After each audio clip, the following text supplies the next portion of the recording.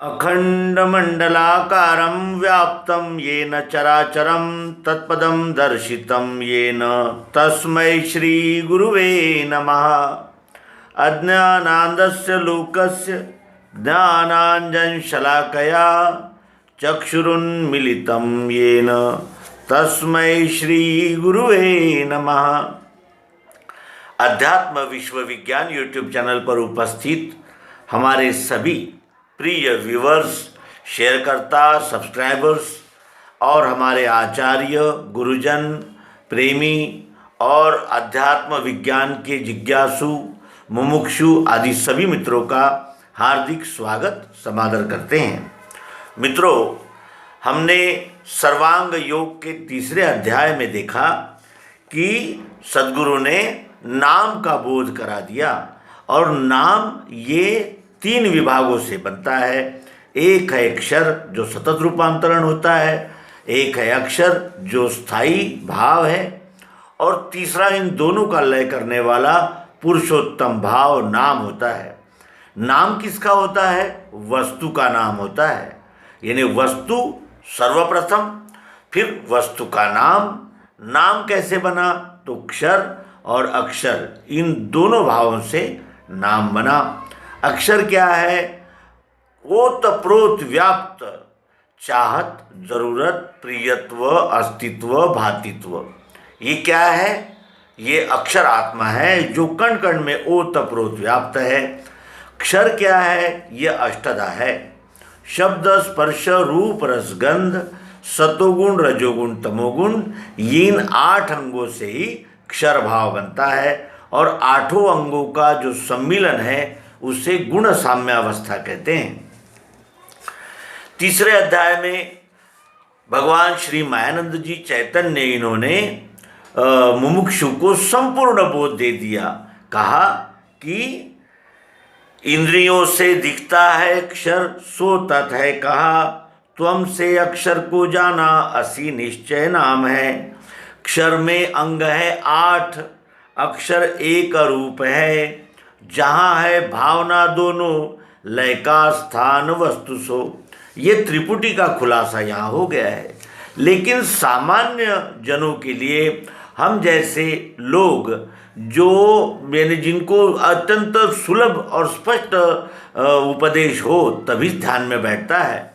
इसलिए सद्गुरु यहाँ से इस त्रिपुटी का खुलासा विस्तार से करते हैं और शुरुआत में कहते हैं कि हमें अब अष्टधाक्षर का यानी स्वरूप जानना है, ध्यान में लेना है और उसको यानी स्पष्ट रूप से हमारे को यानी आत्मसात करना है। अध्याय चौथा। और इस चौथे अध्याय में भगवान श्री मायानंद जी चैतन्य क्षर भाव स्थित पंचीकरणानुभव का विस्तार से वर्णन कर रहे हैं। आइए हम भी बताशे अपने आगे रखना भूलना नहीं, क्योंकि प्रयोग वस्तु पर होता है। विज्ञान में अगर प्रयोग न हो तो उसे विज्ञान नहीं कहेंगे, उसे ज्ञान कहते हैं। और ज्ञान ये प्रयोग की कसौटी पर सत्य उतरेगा ही, ऐसा भी कोई निश्चित नहीं कह सकता। लेकिन जब उस ज्ञान को विज्ञान में कस लिया जाता है, जांच लिया जाता है, तभी ये किसी भी बात का विस्तार से अनुमोदन किया जा सकता है। तो आइए देखें इस अध्याय में सद्गुरु क्या कहते हैं। अब ये ध्यान में बैठे संपूर्ण इस हेतु से आदि में अक्षर का भाव देखना, निज बुद्धि से, अपनी बुद्धि से इस अक्षर भाव को आप देखिए अपनी बुद्धि से। आज तक हम शास्त्रों, मतों, मतांतरों, पंथों, संप्रदायों से जानते रहे, उनकी नज़र से इस परमात्मा को देखने का हमने प्रयास किया लेकिन असफल रहे। इसीलिए सद्गुरु कहते हैं कि अगर तुम्हें संपूर्ण संशय भ्रमों से पार होना है ना, तो तुम्हें अपनी बुद्धि से कार्य करना होगा, अपनी बुद्धि से जानना होगा।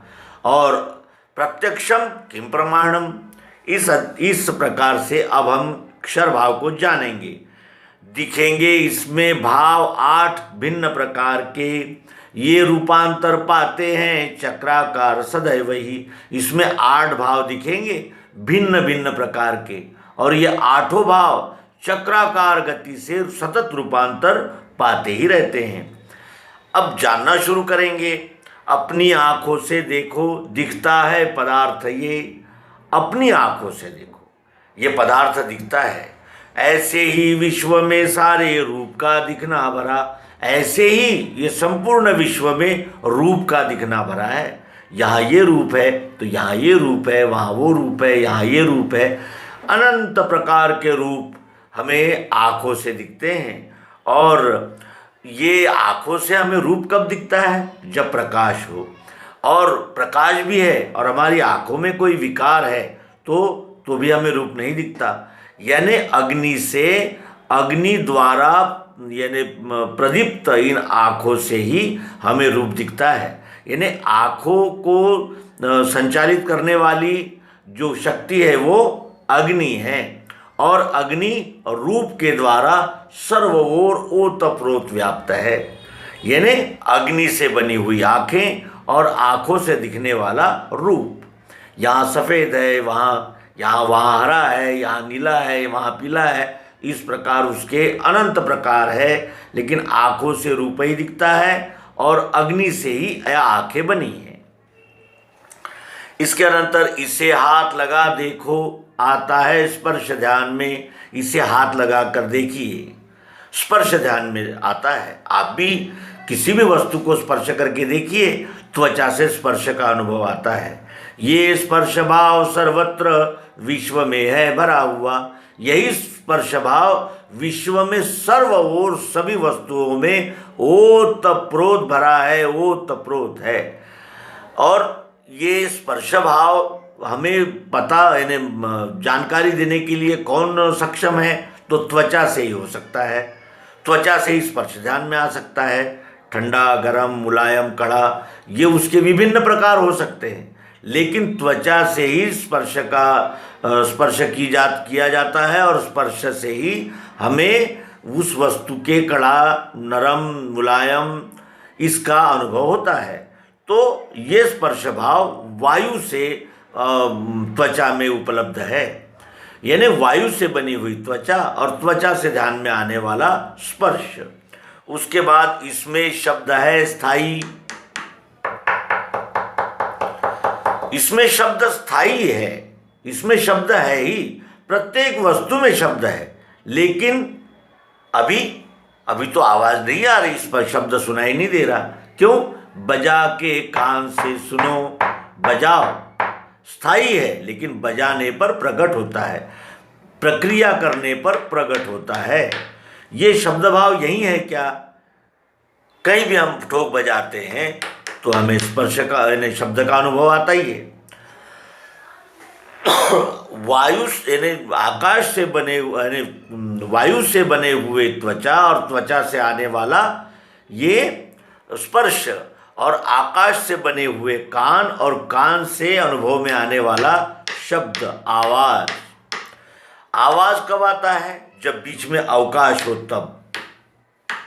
अवकाश नहीं होगा तो शब्द नहीं आएगा। इसका अर्थ यह है कि अवकाश से अर्थात आकाश से कान बने हैं और कान से आने वाला शब्द यानी आवाज़। इस तरह यहाँ भी त्रिपुटी हो गई, आकाश, कान और शब्द।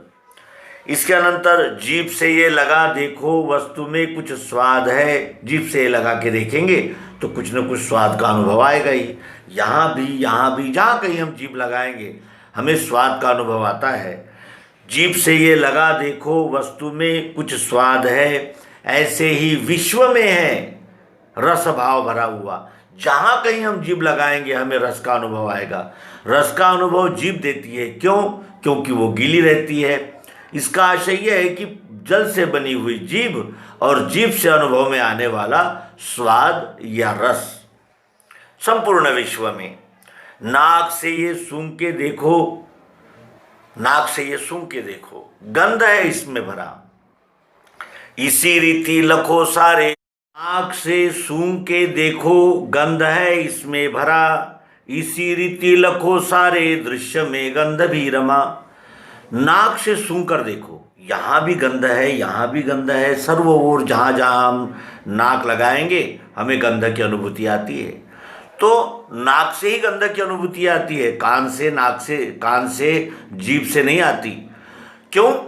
क्योंकि वो विशिष्ट किसी तत्व से बने हुए हैं। अपने अपने तत्व की उपस्थिति अपने अपने इंद्रियों के द्वारा ही प्राप्त होती है। तो नाक से हमें गंध की प्राप्ति होती है। नाक ये पृथ्वी तत्व से बनी है। पुण्यो गंधा पृथिव्यांच, श्रीमद् भगवद गीता में भगवान श्री कृष्ण जी बताते हैं। तो गंध ये नाक से अनुभव में आता है, पृथ्वी से बनी हुई नाक, और नाक से आने वाला गंध सर्व ओर संपूर्ण विश्व में, सजीव में, निर्जीव में, छोटे में, बड़े में, सब में उपस्थित है। ये हम इंद्रियों से जान सकते हैं। यहाँ लो 5 तत्वों का सूक्ष्म भेद लखा दिया।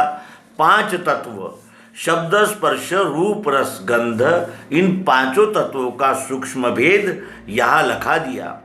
इसी में 5 का ब्यौरा, ये जो है शब्द, स्पर्श, रूप, रस, गंध, ये जिनसे प्रेरित हुए हैं, ये जिनसे निर्मित हुए हैं, वो पृथ्वी, जल, अग्नि, वायु, आकाश, ये पंच महाभूत है। और इन पंच महाभूतों से शब्द, स्पर्श, रूप, रस, गंध, ये पंच तन्मात्राएं बनी हैं। आँख, कान, नाक, त्वचा और जीभ, इनसे ये यानी 5 विषय, 5 तन्मात्राओं का हमें अनुभव होता है।